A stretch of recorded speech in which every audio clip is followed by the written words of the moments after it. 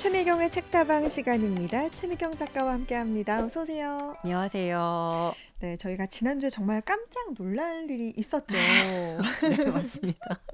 네. 네, 소설가 한강이 노벨 문학상을 수상했다는 소식 들었는데 작가님은 어떻게 들으셨어요?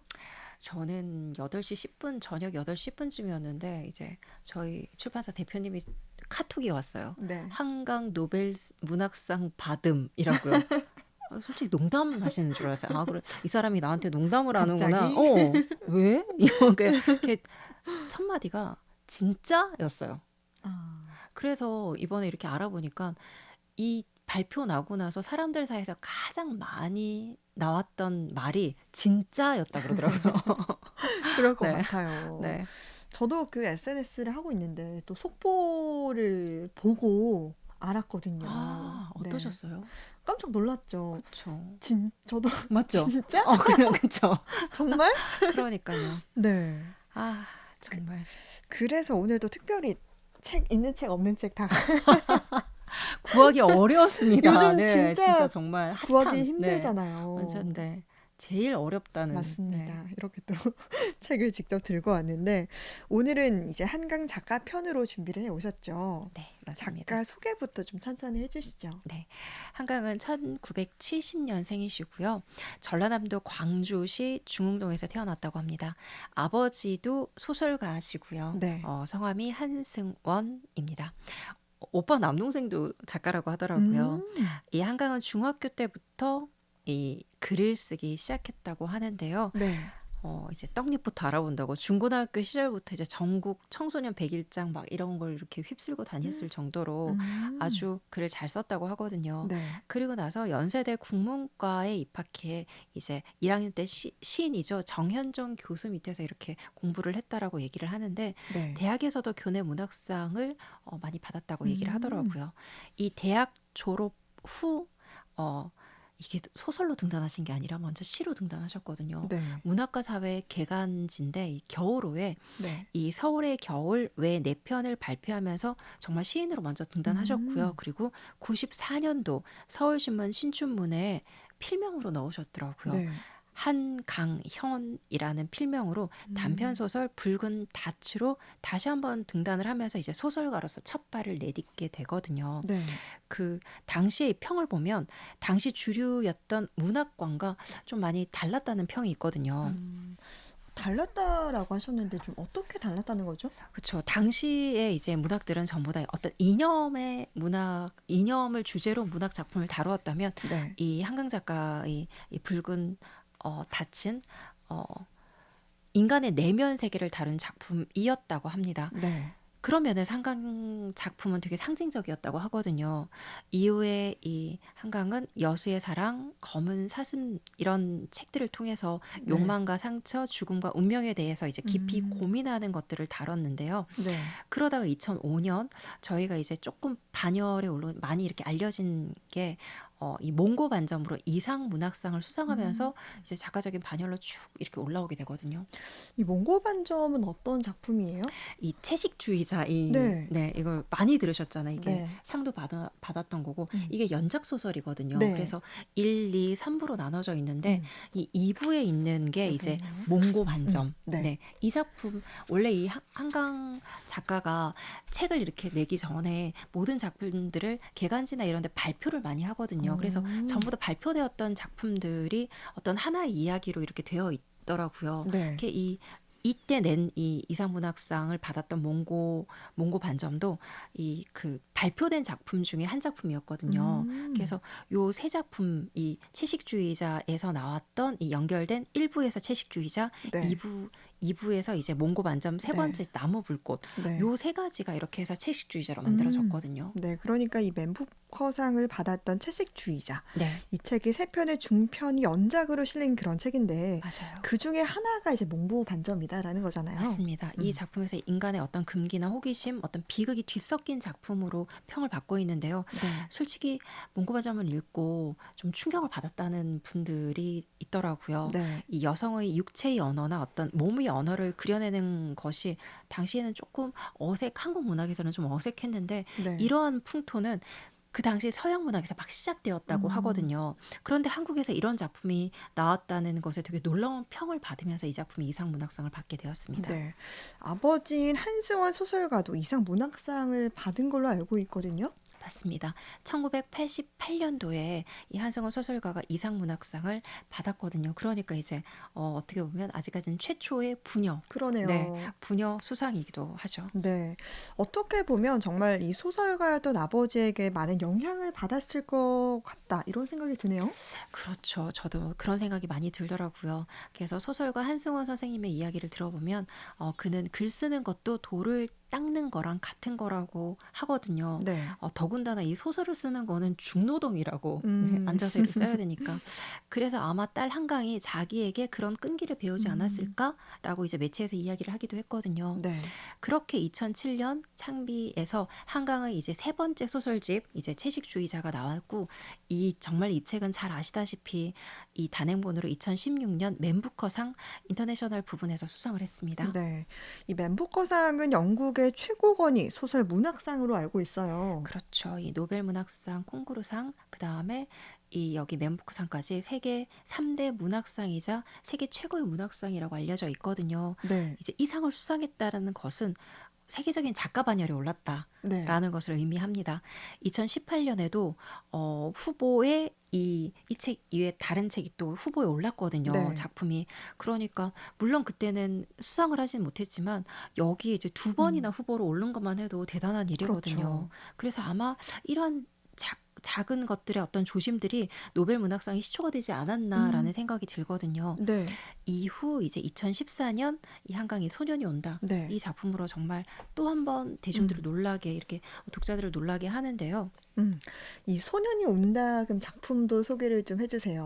네, 이 작품은요. 이제 5.18 이 5월 18일부터 열흘간에 있었던 광주 민주화 운동 당시의 상황과 그 이후 남겨진 사람들의 이야기를 어떤 철저하게 고증 또는 네. 취재를 바탕으로 담아낸 책이거든요. 네. 당시를 기억하는 어떤 개인들의 이야기로 재구성된 음. 소설이라고 보시면 되고요. 네. 총 7장으로 되어 있는데 이게 1장이 중학생 동호회 이야기로 시작되거든요. 네. 이 동호는 당시 광주 민주화 운동의 학생 희생자였던 음. 이 광주 상업고등학교 1학년 문재학 군의 이야기를 다루는 것이라고 합니다. 네.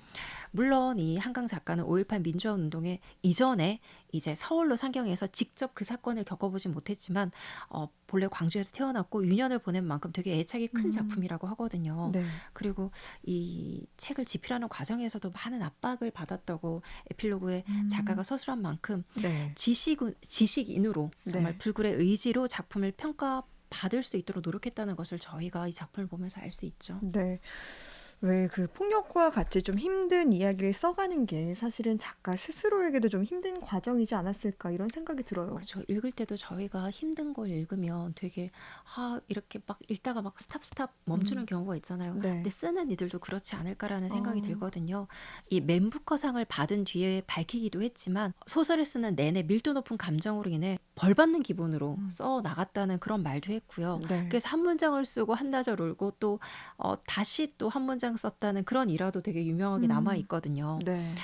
그리고 저희가 이 아마 매체를 통해서 보신 분들도 있겠지만 노벨 문학상 위원 중에서 한강의 작품 중 어떤 것을 가장 먼저 추천하겠냐는 질문에 이 소년이 온다를 또 꼽기도 아, 했습니다. 네, 그렇군요. 이렇게 듣다 보니까 이제 소년이 온다의 한 부분을 좀 들어보고 싶어요. 네, 도입부를 한번 들려드릴까 하거든요. 네. 도입부 들어보겠습니다. 비가 올 것 같다. 너는 소리내어 중얼거린다. 정말 비가 쏟아지면 어떡하지? 너는 눈을 가늘게 뜨고 도청 앞 은행나무를 지켜본다. 흔들리는 가지 사이로 불쑥 바람의 형상이 드러나기라도 할 것처럼 공기 틈에 숨어있던 빗방울들이 일제히 튕겨져 나와 투명한 보석들 같이 허공에 떠서 반짝이기라도 할 것처럼 너는 눈을 크게 떠본다. 좀 전에 가늘게 떴을 때보다 나무들의 윤곽이 흐릿해 보인다. 언젠가 안경을 맞춰야 하려나. 네모난 밤색 뿔테 안경을 쓴 작은 형의 부르퉁한 얼굴이 떠올랐다가 분수대 쪽에서 들려오는 함성과 박수 소리에 묻혀 희미해진다. 음. 한강 작가의 작품을 읽으면 좀 문체가 시적이다라고 하는 게 왜 그런지 알 것 같아요. 그쵸. 네. 이 소년이 온다는 채식주의자 이 맨부커상을 수상한 뒤에 이 자신은 채식주의자보다 소년이 온다가 더 많이 읽혀졌으면 음, 좋겠다라고 작가 스스로가 말하면서 더 유명해진 책이기도 하거든요. 네. 그리고 2014년 마네 문학상, 그리고 2017년 이탈리아 말라파르테 문학상을 수상하고 전 세계 20여 개국에 번역되면서 오, 출간되면서 세계를 사로잡은 작품이다라고도 평을 받고 있거든요. 네. 문학평론가 신영철은 한강을 뛰어넘는 한강의 소설이라는 찬사를 음, 쏟아내기도 합니다. 한강을 뛰어넘는 한강에 써서 정말 맞는 음, 말이에요. 한강을 뛰어넘었잖아요. 맞습니다. 네. 이후 한강은 이 5년 만이죠. 2021년 9월 문학동네에 이제 작별하지 않는다를 출간을 하거든요. 네. 이 작별하지 않는다는 2019년 겨울부터 이듬해 봄까지 이제 문학계가 이 문학동네에 전반부를 연재하면서 관심을 좀 모았고요. 네. 그 뒤 1년여에 걸쳐서 후반부 집필을 하고 또 음, 전체를 공들인 그런 지난 과정을 거쳐서 완성됩니다. 네. 본래 눈 한 송이가 녹는 동안이란 작품으로 2015년 황순원 문학상을 또 수상한 바 있고요. 네. 작별이란 작품으로 2018년 김유정 문학상 수상을 또 받았습니다. 네. 그리고 그것을 잇는 눈이 이제 3부작의 작품으로 마지막으로 작별하지 음, 않는다는 이제 구상되었다고 하거든요. 이 작별하지 않는다도 좀 궁금해요.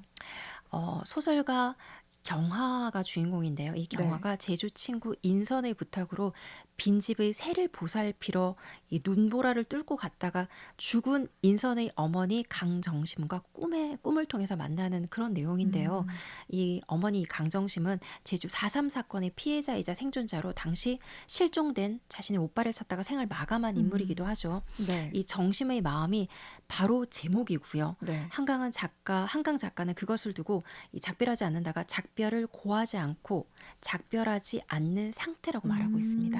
음, 그러니까 이 작별하지 않는다라는 제목만 들어도 사실은 너무 마음이 아픈데 이 소설 좀 들어볼 수 있을까요? 이 소설도 제가 도입부가 너무 좋아서 도입부를 가지고 왔거든요. 네. 성근 눈이 내리고 있었다. 내가 서 있는 벌판의 한쪽 끝은 야트막한 산으로 이어져 있었는데 등성이에서부터 이편 아래쪽까지 수천 그루의 검은 통나무들이 심겨 있었다.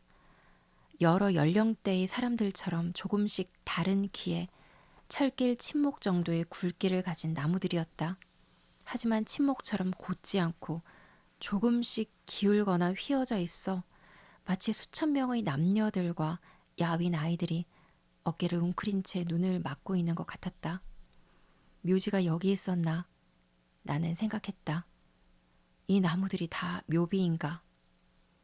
우듬지가 잘린 단면마다 소금 결정 같은 눈송이들이 내려앉은 검은 나무들과 그 뒤로 엎드린 봉분들 사이를 나는 걸었다.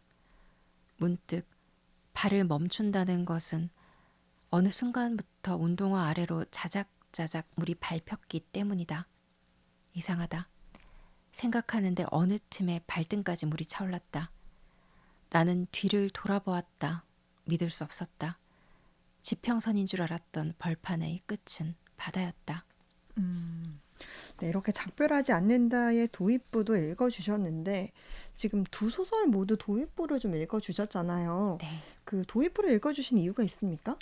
저희가 작가가 물론 글을 쓰면서 처음부터 끝까지 애정에 가지 않은 부분 또 애쓰지 않은 부분이 어디 있겠느냐마는 정말 첫 부분을 어떤 식으로 시작하는지 정말 수십 번 수백 번 고치기도 하거든요. 그리고 네. 막 구성을 달리 해가지고 뒤에 음, 있는 걸 앞으로 끌어오기도 하고 그래서 이 도입부의 힘을 굉장히 많이 싣는 편인데 특히 음, 도입부의 인상이 전체의 어떤 지배적인 인상을 또 차지하기도 하고요. 음. 그래서 저는 이제 첫 부분을 한번 들어보시면 독자분들이 또 한번 매력적이지 않을까라는 네. 생각에서 가지고 왔습니다. 이 작별하지 않는다도 상을 받은 작품이라면서요? 그죠. 2023년 프랑스 메디치 외국 문학상을 수상했거든요. 어, 사실 저는 이 책을 작별하지 않는다라는 책을 읽기 전에 이 책의 추천평을 꼭 한번 읽어보시길 음, 바라는데요. 네. 추천평 누가 썼길래요? 아까 잠깐 언급해드렸던 네, 문학평론가 신영철 님이 썼는데요. 네.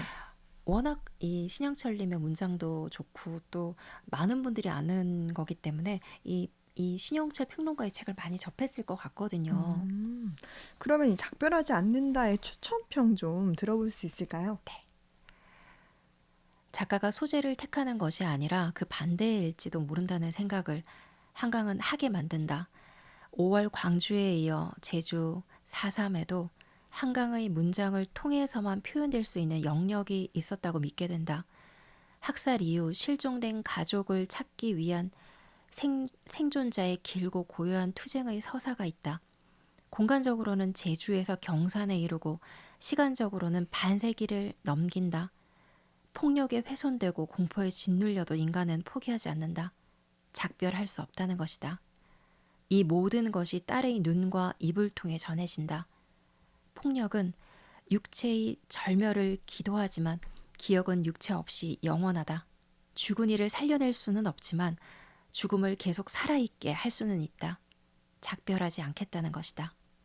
이들 곁의 소설가 나는 생가의 경계 혹은 그 너머에 도달하고서야 그들의 이야기를 듣는다.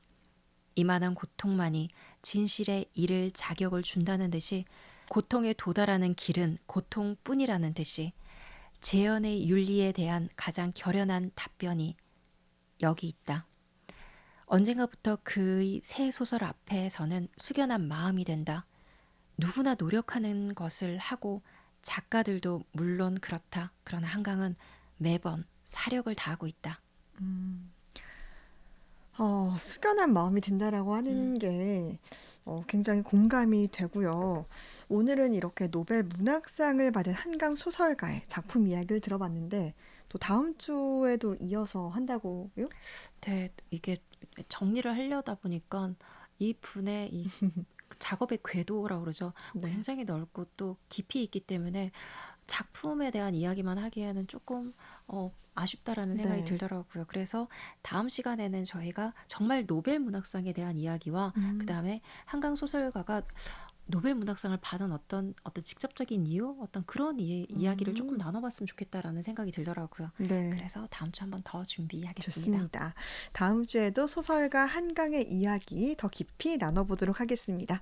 최미경 작가와 함께 했습니다. 고맙습니다. 감사합니다.